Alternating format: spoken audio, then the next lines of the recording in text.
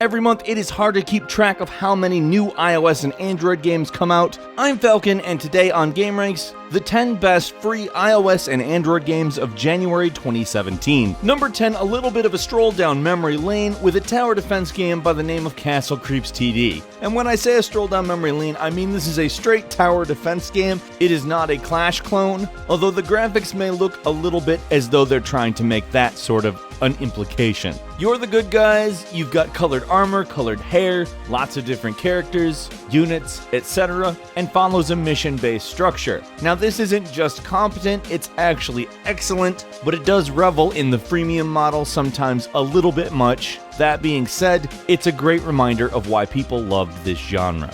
Number 9 is Star Wars Force Arena, and as its name implies, it is most certainly a MOBA game with a Star Wars skin. Honestly, that's exactly what I've been wanting to at least see how it would work, and I have to say, I'm pleasantly surprised. It uses a card drawing system that comes out to remind you a little bit of Clash Royale at times, but the game itself is much more detailed, and like one might expect from Star Wars, fast-paced and very hectic. But it's exactly what you would expect it to be, and that is a good thing, not a bad thing, because this is something that could, I think, go pretty wrong. It didn't, and I think you'll enjoy it. Number 8 is Bubble Witch Saga 3, which doesn't really give you like a massively unique idea by any means, but provides a good skin over one of my favorite genres of puzzle game, the bubble shooter. It incorporates a lot of various different ideas that I'm not going to lie to you and say are new, but to have them all in one single bubble popping game, I'm pretty good with that. They have some interesting power-ups that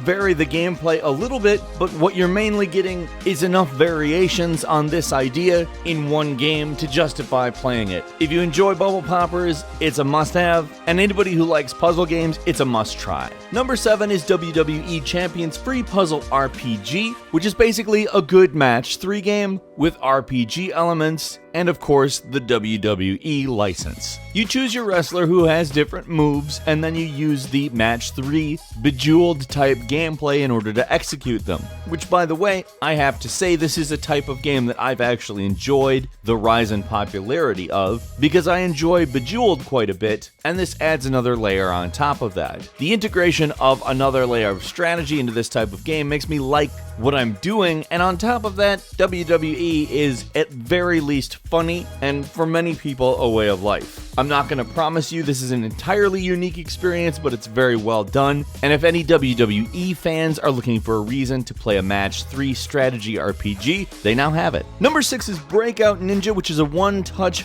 platformer, not entirely unlike Super Mario Run, however it features some dynamics that make it a little bit faster, and a graphic style that is just utterly, entirely unique. If you see screenshots of it, it doesn't do it justice, but as you can see from the movement, it's really a pretty game, combining a very cartoonish element, variations on a color palette, and stark silhouetted graphics, really coming together to make the full package, so to speak. This is a great runner, and the ninja theme does it well because it adds a large number of mechanics that feel justified and workable at the same time. All of the art wonderfully meshes with the gameplay, and you can't beat the price, which is nothing. Number 5 is Battleplans, which is kind of a much more strategy-oriented Clash of Clans. It's level-oriented, attack-oriented, and has a much more detailed base-building element to it, including troop placement and defense strategies. It more than justifies itself as being more than just a Clash clone, in that it feels much more like its own style of game,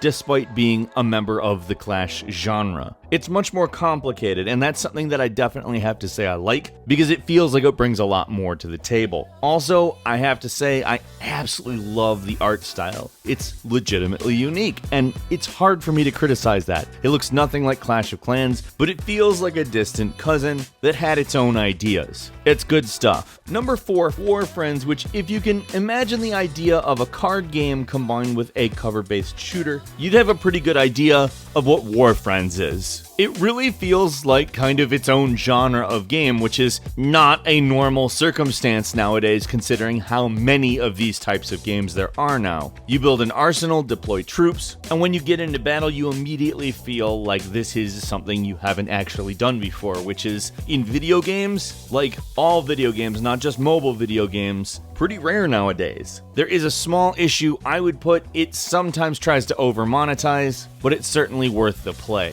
Number 3 is Creature Quest, a turn-based, wave-based strategy meets collectibles type game that kind of feels part Pokemon, part Final Fantasy. It's not a story-based game, it's purely battles, but they're very fast-paced, and depending on how you line up your team, you can actually blaze right through a battle because you can swipe to activate all of them at once. It's perhaps one of the most well-organized and designed variations on this type of game I've seen in a while, and it certainly comes together to be something that isn't just going to waste your time, but feels like you're actually progressing and enjoying something. Number 2 is Sword Art Online Memory Defrag, which is a side-scrolling action RPG, and believe me, delivers in every way you could ask it to. If you've already seen the anime, you're not in for any surprises regarding the story, and it faithfully recreates it, but it also gives you some really phenomenal gameplay alongside it. It's fast-paced, hectic, but not chaotic. It feels like something that you have total control over, and sometimes action RPGs are a bit on the chaotic side. This one's a little more tight, and I like that. They've done a good job making it interesting with a reward system, loot, and again, I can't stress how faithful the recreation of the story is. It really, really works well. And finally, number 1 is Yugioh Duel Links, which, if you're familiar with Yugioh, is not particularly different. It's a little bit simplified by cutting it down to only 3 monster slots as well as zones for spells and traps. It's been quite a while since I've played Yugioh in any capacity, so to have some means to do it, and especially in a way that I can just jump right into it, and it feels even a little bit more action-packed the way it's put together, I think Yugioh veterans, newcomers, and just people who enjoy card-based battlers are really, really gonna enjoy this game. One bonus game for you this time, Turbo League, a really fun physics-based 3D car soccer game, is fast-paced and enjoyably customizable. What was your favorite free iOS or Android game this month? Let us know in the comments, and if you enjoyed this video, please click like. If you're not subscribed, now is a great time to do that. We upload brand new videos every day of the week, and we thank you very much for watching this video. I'm Falcon. You can follow me on Twitter at Falcon the Hero, and we'll see you next time right here on GameRanks.